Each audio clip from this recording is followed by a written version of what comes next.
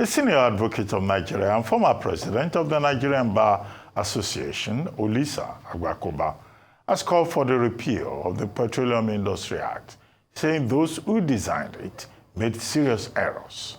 While addressing newsmen at a briefing in Ikoyi, Lagos, yesterday, Agbakoba argued that Nigeria needed to dismantle its oil and gas system and build a new one like that of Saudi Aramco. Agbakoba wondered why the Act created too many agencies with overlapping functions. However, the federal government, through the Nigerian Upstream Petroleum Regulatory Commission and the Nigerian Midstream and Downstream Petroleum Regulatory Commission, disagreed with the legal luminary, stating that the PIA was a blessing to the nation's oil and gas industry. Joining us now on this show as we take a look at governance and ownership framework of the oil and gas industry of Nigeria is Dr. Olisa Agbakoba, Senior Advocate of Nigeria and former president of the Nigerian Bar Association. Good morning, Dr. Olisa Agbakoba, SAN. Thank you for joining us. Well, I thought that the Petroleum Industry Act was described as a game changer in the oil and gas industry. It took many years to come to the table. Now, you say there are issues with the law. I know that during the 2023 general elections, there were some presidential candidates complaining that the first thing they would deal with will be the commercialization of the NNPC, the creation of agencies within the framework of the oil and gas, the NUPRC, the NMRDA, and now you seem to be taking us back to that campaign issue in 2023. There were also issues about host communities in the law. Well, the law is a living organism. It can always be repealed, it can always be changed. What do you think are the issues with this particular act? Sure. Thanks very much for having me, all of you, all my friends there. And let me just give a contextual background to start with. The Constitution is the highest organ in the context of lawmaking. That's accepted. Now, as I speak, I would urge you, Ruben, to look at 3 sections of the Constitution. Section 14, subsection 2B, section 16, and section 44, subsection 3. The combined effect of these 3 crucial sections, very deep in meaning, which is lost on our politicians, is that sovereignty resides in Nigerians. The happiness, prosperity, security of Nigerians is vested in us by virtue of section 14.2b. And in order to achieve this happiness and prosperity, the Constitution wisely set up section 16. Some may argue whether it's right or wrong for section 16 to say that the commanding heights of the economy shall be controlled by the state, but it's on behalf of the people. To give life and effect to all what I have said, section 44, subsection 3, vests all natural resources, all our hydrocarbons, minerals, in the state of Nigeria, to be administered by laws prescribed by the National Assembly. So the PIA may be said to be such a law. So that's the context. The big question is, if the PIA is such a fantastic bill, why are we having the problem of fuel scarcity that I first experienced in 1972? Why is it continuing? So something is wrong. There was a misconception, and I regret I was part of that misconception, that commercialization necessarily means efficiency. It doesn't. China does not commercialize anything. China runs state capitalism. Saudi Arabia and Aramco also run state capitalism.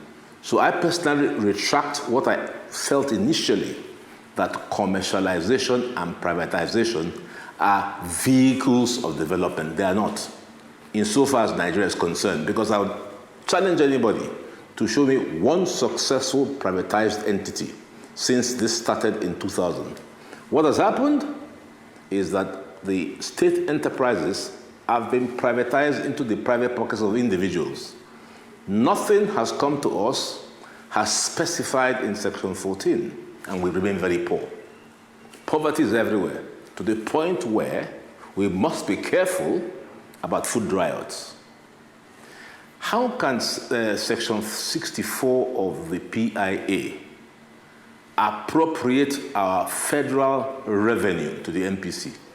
Check it. Section 64 allows NNPC to draw money outside of Section 162 of the Constitution that says all resources, whether tax or non-tax, shall be paid into the Federation account.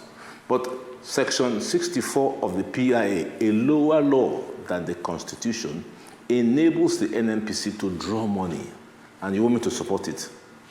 Now, what I see in this thing is the usual chop-chop and contract sharing. Nigeria is a country where the giving is chopping money. So FAC is set up to share money. All the commissioners from the various states come to FAC in Abuja and share.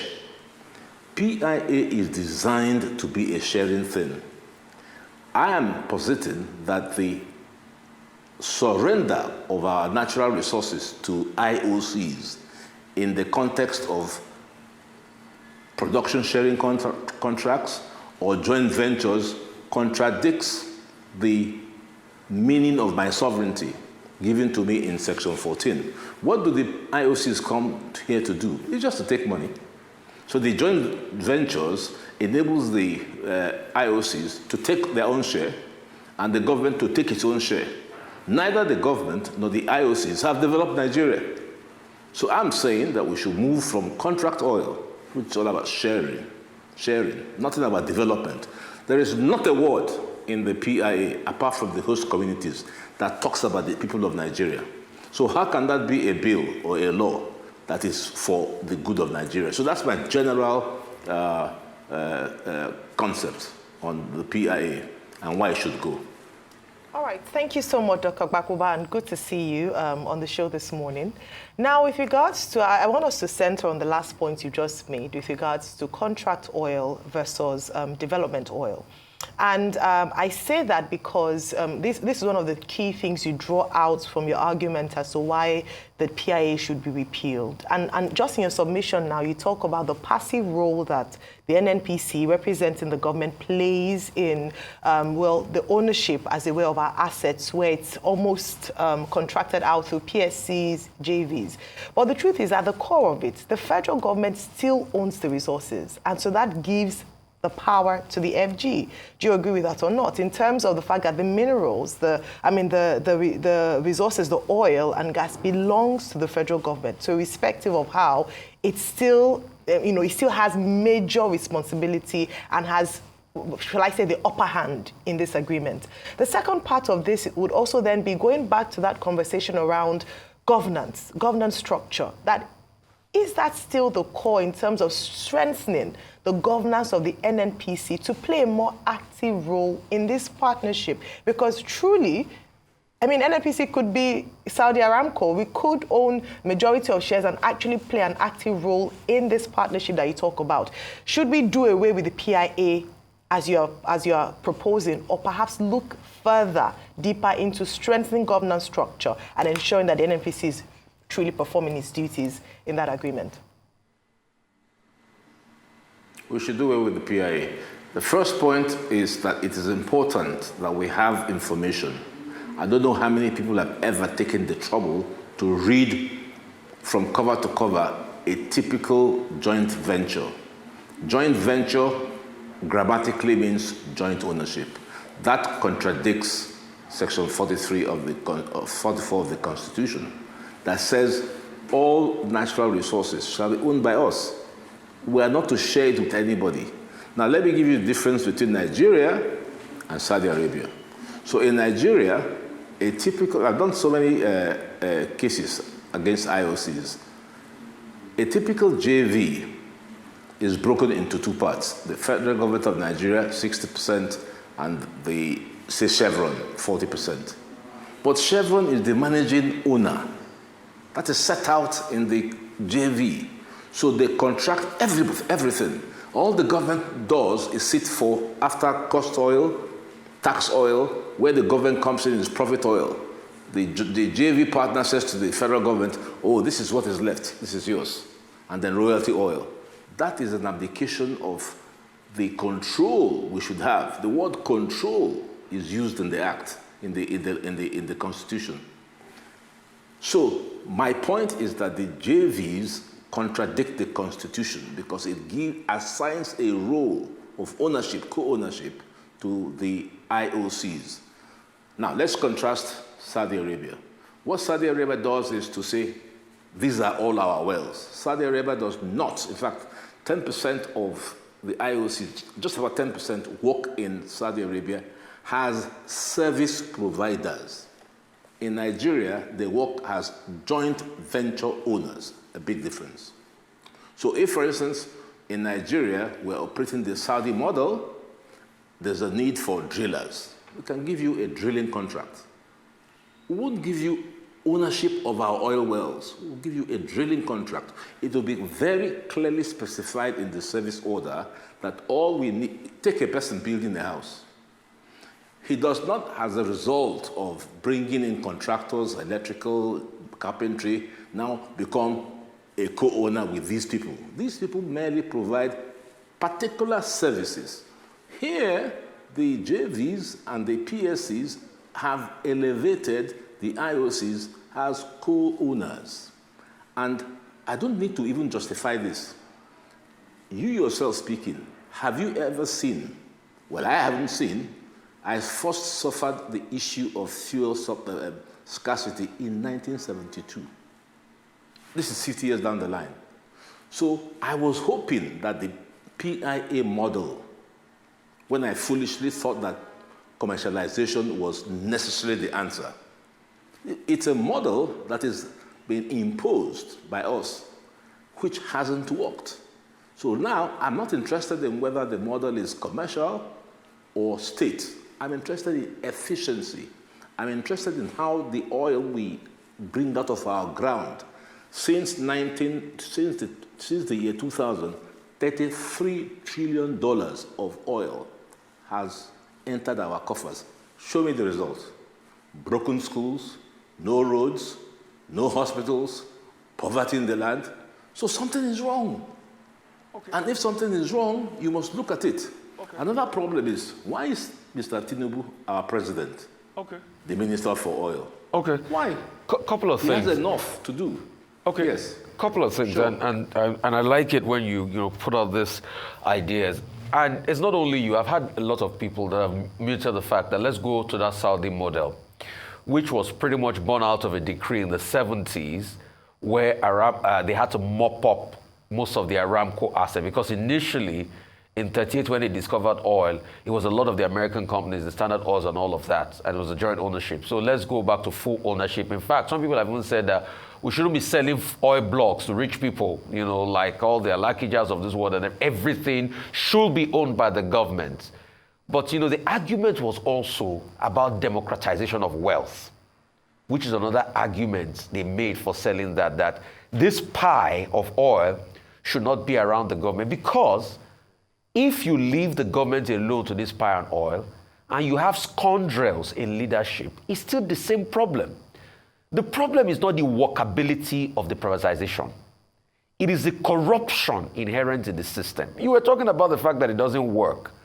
We have the NLNG model that works to a certain extent. You might argue and say, oh, we are not gas sustained and everything and all of that. But it's a model that pushes out some money to the coffers, because we see these same IOCs that we criminalize, they have an agreement and it makes it work because it's not that many corruption. Also, we've had the telecom sector that injection of private equity and private cash turned around. We can see the MTNs of this world, Econet and all of that. If not for the sake of corruption, Nitel owned telecoms line, Entel there, will have worked today if we got the viable partners. So I think, sir, is it about the law really, or the inherent nature of corruption that constantly pervades the air in everything we do, and the level of anyhowness we want? Because you see, I was shocked that when you were saying it, but I'm happy you put an outlier. Because you are an LSE graduate, and LSE always thinks of liberal economics. And for the first time, you are contrarian to your liberal economics upbringing. And I'm like wondering, no.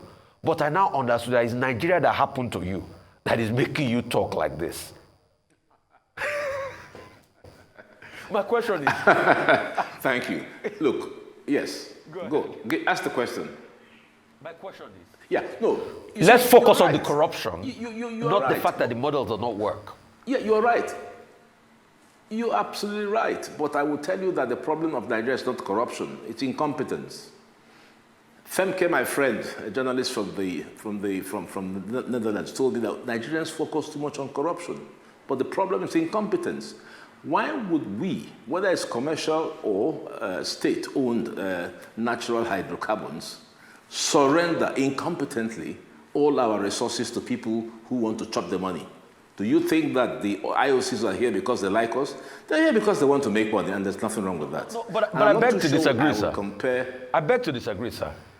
Yeah, okay. I have had dealings with many people that worked in the NNPC, and they will feel very upset that you say that there's no competence to be able to run those things. And in fact, if we call ex-NNPC staff the 70s, 80s, 90s, they will tell you Nigeria's got one of the best geologists, best competent people. But corruption is the personal interest that makes them subjugate their competence as long as they can do a deal with the IOCs. It's not that there's a lack of the competence to be able to run it. It is the corruption that makes you turn a blind eye. So take, for instance, it's not that we can't make the refineries work in Nigeria, but it's the corruption that goes on that from the importation of the fuel that a lot of people are milking from is the reason why they will never make the refinery work. That's why you see, despite over $2 billion spent, they are still talking about mechanical completion of Port Harcourt refinery, and it's not getting up on ground. It's not because they can't work it, it's because people are benefiting from the corrupt value chain. That's the argument. Well, whether you say it's corruption or I say it's incompetence, what's important is what is the impact on Nigerians. That's my point. Do I see the impact of oil on Nigerians? I don't. That's why we have such poverty. So I might agree with you that corruption plays a role, but in what way? The point would be, in what way are we benefiting? And I'm pointing to models elsewhere where I'm sure corruption is something that is taken for granted across the world. Why is it, for instance, okay, is it corruption or incompetence that makes our policymakers not understand that there are value chains in hydrocarbon? Is it incompetence that makes us fail to realize that we can build our ships?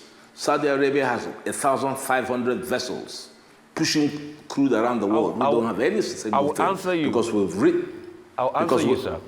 Let me finish. Let me finish. Okay. Because let me finish. Let me finish. I insist. Let me finish. Because we've written silly laws that enables IOCs to take all our value additions FOB. So they put our money in foreign banks, pay it when they like, don't give us interest, put all the marine insurance of all the hulls of oil rigs are done abroad, all the banking things are done abroad, all the legal things are done abroad, all the engineering is done abroad, nothing is here. So how are you going to develop?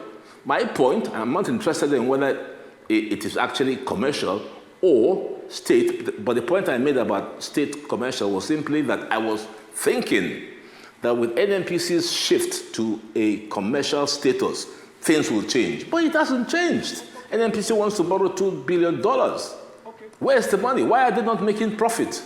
So if, as a state enterprise, they didn't make money, why is it that as a commercial enterprise, they're also not making money? Something is wrong. It's the corruption. That's my point. And it's the corruption. And it's the corruption that makes these policy makers deliberately put those laws in place and turn a blind eye to favor the IOCs, because they know in the end when the IOCs fritter those monies away, Okay, they will still come back and collect the money from the IOC. I would like to It's a come in corruption here. chain. Look, there is no argument about incompetence. it's not Please, sure. Dr. Agbakoba, there is no argument about incompetence and corruption. Incompetence breeds corruption. Yeah. So if people are incompetent, there will be corruption. So let's split hairs over straightforward, intelligent matters. I would like to ask you, Sure. you were talking about ownership. JV Ventures do not guarantee ownership. You were trying to suggest that the JV Ventures, hands over ownership. Do you have any proof that JV Ventures guarantee ownership? One, commercialization, the argument about commercialization. Commercialization is an aspect of state capitalism. Three, the sections you quoted from section 44, section 64, you quoted and all of that. Could the issue probably be ambiguous and imprecise language of the phrasing of the law as it is? Finally, why are you talking now? Are you saying that because we have fuel scarcity, that the problem has been created by the Petroleum Industry Act? Is it because of the fuel scarcity? I mean, you had the opportunity to talk last year, to talk a year before about the PIA when it came out. You didn't complain then. Are you speaking now because of fuel scarcity? Sure. So you talked about context. Thank you. Help us put these things in context. I agree with the context. And the context is simply that we are not benefiting from our natural resources. Second, I say that I challenge the way in which IOCs participate as co-owners, contrary to the Constitution. Three, I also don't like how the IOCs cut away everything. You should see, please, after this program, read a template of a JV. A JV is brought together by Nigeria and an IOC. And usually it will be a jack-up, what is called a jack-up rig. So this rig is producing 6,000, 10,000 barrels of oil a day. It's got about 10,000 staff. Everything from the food to the waste to the rubbish is controlled by the IOCs to the exclusion of Nigerians. And when I read it, I didn't think it was corruption. I just thought it was naivete and foolishness on the part of our people not to realize that there's money in this thing. That's my point about competence. They don't know about it. They don't know that the IOCs have written the... In fact, I'm dealing with a case now in which a bid was made by Chevron. After Chevron got the bid to a consortium of contractors, what it did was it broke all our laws. It brought a 43-year-old rig into the country that has now broken down, the Trident 8. It brought 4 Nigerians in what is called a pass-through company. It doesn't exist. All you see are Nigerian names, but not a single Nigerian has any interest. So I think that there's something wrong here. There's something wrong here. We should be making more money. Just believe me when I say this. We are not competent in what is going on. I turn to the Saudi Arabian people. They are totally competent. There may be corruption, but they understand the value chain and they control it. I have been in shipping for 40 years. I have worked with several directors general of the NIMASA. Not a single person has owned a vessel or lifted 1 barrel of crude in Nigeria. Why? Why is that? Is that corruption? It's the fact that we don't even realize that money, that's the problem. So my point is, yes, where was I? I agree. I was asleep. I'm awake now. I thought that the PIA would solve the problem. It hasn't solved anything. So I'm now rethinking what mistakes I made. Must I carry on with my mistakes? Is that what you're suggesting? So I'm looking back and saying, oh, PIA was to resolve the problem. The PIA is cluttered by too many institutions, all contract, taking budget. This one will take 20 billion. Where money is left for us Is the idea not for us to enjoy the benefits of this natural heritage, or is it for PIA people to be chopping it? That's my point. Saudi Arabia has just one Minister of Energy controlling the entire gamut of the hydrocarbon chain. Here we don't know, but Minister of Petroleum Resources, who doubles as the President, we have the Minister of State, we have the NNPC. The only difference between NNPC of old as a regulator and the so-called NNPC today is the word L. They just added L. So the NNPC of today is a regulator and an operator. How can that be? How can that be? So what I'm calling the President's attention to, in the event that he's not aware, is to have a whole new look. It's not creating the Ministry of Chicken Affairs that will solve the problem. It's to have a fresh look at this problem that I'm raising. It may turn out that I'm wrong. It may turn out that my views require modification, but something is wrong. Dr. Agbakoba, I mean, I started by saying that any piece of legislation is a living organism. You can always take a second look at it if it's not working. And the true test of any law, as you know, as a senior advocate, is in its implementation. But this issue about corruption, NNPC Limited has not been paying its cash costs for years. And then, the IOCs, they are the ones who have been carrying Nigeria. And many of them are saying they are reconsidering their stay in Nigeria. No, you are wrong. No, in that PIA, just a moment. It's not true. But in that I won't allow you to say, no, you are wrong. But in that PIA. No, Ruben, you are absolute. What you are saying shows the ignorance of Nigerians. No, I won't allow you. What you are saying establishes the ignorance of Nigerians that the IOCs are carrying us. Oh, dear me. Well, has the NNPC been paying its cash costs? No. They can't pay cash calls because the IOCs shut them out of all the nice deals. That's what's happening. Okay. The IOCs, by the way, use our... No, please. The IOCs, because you have charged me up, the IOCs use our own resources. What do you mean? They use our resources to securitize loans. So if there's an OML2, for instance, with 10,000 barrels... Can I remind you, sir, that yes. in terms of the profit sharing, please, the host communities, they complained that they were given, I think, 3%. Yes. And NNPC was entitled to 30%. Yes. And now you are saying we are not benefiting. So where is the 30% for NNPC Limited going? Ask the host communities if they have received anything. Ask them. You are sitting in the studio asking me. Ask the people whether they have seen a dime. Or go, the people are complaining. The other day, one of your top correspondents that I always love watching, showed what was going on in the Niger Delta. 4 years, there was an oil flare. Nobody did anything. Then NNPC's own response was to bring Indomie. But what nonsense. It's time for us to stand up. The IOCs pack the budget. If you are building a house, you have a quantity surveyor who will draw up a bill of quantities. He is able to inflate the bill of quantities because you are ignorant. As a builder, you can't cheat me because I know what a bill of quantities should be. Nigeria has no way of establishing whether the bill of quantities to drill produced by the IOC is genuine or not genuine. That was why NAPIMS was created. And that's the point I'm making, that the IOCs are the ones who determine the cash calls. They will say to the Nigerian government, we need a cash call of X million dollars. The Nigerian government has no skill, no competence to determine whether what the IOC is saying is true or not. Some of the IOCs charge $2,000 for breakfast for 100 guys on board. But sir, one more point.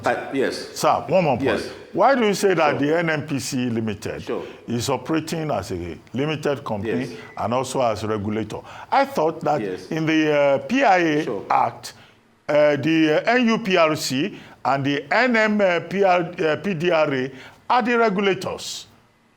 When you complain that there are too many agencies, they are the regulators, not NNPC Limited. But the NNPC is still doing the work of regulating. That's the problem. I agree with you. Clear to me. That's why I said there's confusion. I think maybe we use the right nomenclature. I agree with you that... Dr. Agbakoba, if we use the right nomenclature, which is NNPCL, who have now become operators, and like we've talked about, regulators have become separate.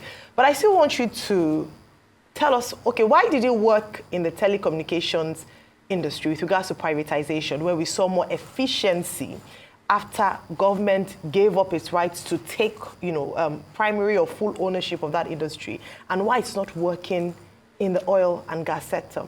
I say this because what I hear you repeatedly saying is that perhaps, rather than doing away with it, is looking again into NNPCL and finding out why it is not functioning optimally according to your estimation, in order to really control what's happening with its partners, whether through JVs or PSCs. So that's the challenge. So even if we go back, repeal the act and do it again, we'll still have the same challenge. Because is it not dangerous to then give this organization that you're saying are not even having proper oversight in terms of that relationship between the Nigerian government and hosts, and IOCs, to then now have majority share of something that they're not even managing currently? So it works with telecommunications. With the NLNG, where government has 49%, so not majority shareholders, it seems to be working because they're one of the most successful operators. So why not look at that as opposed to just saying that, yes, as I think, as opposed to asking Nigerians to take charge. We can take charge and run it badly, as we've seen in the past, for instance, with the telecommunications. Why do you say that? No, I'm saying because you have also identified... I'm shocked. I'm shocked that you as a Nigerian would say, no, please. I'm shocked that you as a Nigerian would say we're running badly. What do you mean by that? I'm saying based what do you mean by we're running badly? Based on what you have said. Who are these guys? Agbakoba, no, please. Who are these guys that come to... No, I'm not listening to you. Who are these guys that come... Who are these guys that come here? Please, don't compare telecommunications. Yes, I'm listening to you. And I want you to also listen to me, sir. It's a small fly. Yes. All right. All right, I'd like go for ahead. you to listen to me too, But sir. if you say things that are wrong, I'll correct you. I'm saying based on what you've talked about. We talked about the incompetence that you perceive. And I'm saying that, are you asking that without fixing the incompetence without fixing the incompetence that exists, according to your summation in the NNPCL, still give them majority share to handle these critical assets, as opposed to upskilling first and ensuring that we play our role as enshrined in that act to ensure that we're able to manage the process effectively as an organization? That's what I'm saying. Because it's the same, you're asking, go on, please go ahead. Yes, no, I agree with you. Look, I'm here as a Nigerian concerned about the mess. That's all. You don't have fuel, I don't have fuel. Why? That's what I'm concerned about. So it's not about whether I'm right or wrong. Don't make it a right or wrong issue. Don't make it a logical point. We all agree that there's a problem in Nigeria. If you don't agree that that's too bad, then probably you're in space. I'm here in Nigeria. Nigeria isn't working, period. Why is it not working? Telecommunications works because the guys that control it own it entirely, and the government just takes tax. Is that a model we want to adopt? Maybe. The NNLG model, is that a model we want to adopt? Maybe. But I'm here today talking about hydrocarbons. And I'm telling you that at 71 years old, I can recall 51 years ago when this same problem existed. So are you suggesting to me that we should just keep quiet and I should not come and say, what is the problem? I might not have all the answers. I may be right here or wrong there. But my point is, Mr. President, do not be the Minister of Petroleum Resources. That's point number one. Because you don't have the time. Not about competence. You simply don't have the time. Have a full Minister of Petroleum Resources. It was OBJ that introduced this nonsense of becoming the Minister for Petroleum Resources. It has to stop. Will that solve the problem? I don't know. But should we have a conversation about this? Yes. If you go around and ask Nigerians, are they happy? No. Why are they not happy? They are hungry. What's wrong with us? We're hungry. And they're telling me that we should not look into the issues. We thought that NNPC that's the only difference. They added L to deceive us. NNPC of old NNPCL of today are one and the same. They are doing the work of the upstream people. They're everywhere. If NNPCL was indeed a private company, what was it doing when Ovieteme George reported? Is that the work of NNPCL to go and send relief materials? Is that the job of an operator, private operator? So there's a whole mess. There's a whole mess that we need to clean out. That's my point. All right. Thank you so much. Like you mentioned, these are conversations that are being had, and it's, our responsibility to also ensure that with regards to the information, that it's, it's fair across board. And we appreciate you coming here this morning. I think it's quite instructive. But before you go, sir, I repeat the point. The NNPC Limited is not a regulator. The job of regulator is in the hands of the upstream. It is, Mr. Dr. Ruben Abati. It is the regulator. I challenge you. No, but it's not. If you want, we can write a letter. It is. Okay. It is the regulator. It is setting prices. It is setting prices. Okay. Is that the job of a regulator? It is setting prices. That's the problem. Okay. So this chameleon that we have in the shape of NNPC needs to be resolved as to whether they are operators or regulators. They are regulators and operating. They set the prices. They import all the fuel. Why should they? If they are operators, why are they the ones who have the monopoly of importing all Nigeria's fuel? Why? They are doing everything that regulators do. The NNPC man reports to the president, bypassing the minister of state, causing all the confusion. So my point here today, and I appreciate the opportunity given to me, is to say we shouldn't be hungry. That's my point. We shouldn't be starving. We shouldn't be poor when we have resources. $33 trillion worth of resources from 2000 till date, and I see nothing. So that's my point. Thank you. Thank you very much. Your point well established. Always great to have you on the show, Dr. Olisa Agbakoba, SAN. I'm sure that a number of points that you shared with us today will still be further challenged, but this opens up an opportunity for robust conversation and to really investigate why the challenges still exist, despite the fact that the PIA was meant to come in as a game changer. Thank you for your time this morning.